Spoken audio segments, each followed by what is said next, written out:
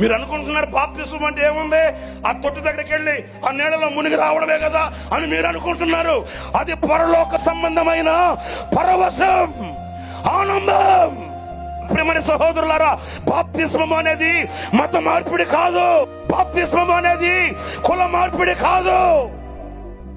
మతాలకి క్రైస్తవ్యానికి సంబంధం లేదు. క్రైస్తవ్యం మతం కాదు, క్రైస్తవ్యం కులము కాదు. క్రైస్తవ్యం పవిత్రమైన మార్గం, మనిషికి మమతను నేర్పగలిగిన మార్గం, మనిషిని మనిషిగా నిలబెట్టగలిగిన పవిత్రమైన మార్గం క్రైస్తవ్యం. తెలియని వాళ్ళు కొందరు క్రైస్తవ్యం మీద బురద జల్లడం తప్ప క్రైస్తవ్యం మతం కాదు. క్రైస్తవ్యం మతాల జోలికి వెళ్ళదు. ఎందుకంటే మతాలలో మనిషికి మార్పు లేదు. మతాలలో మనిషికి మార్పు లేనప్పుడు మతాల జోలికి వెళ్ళవలసిన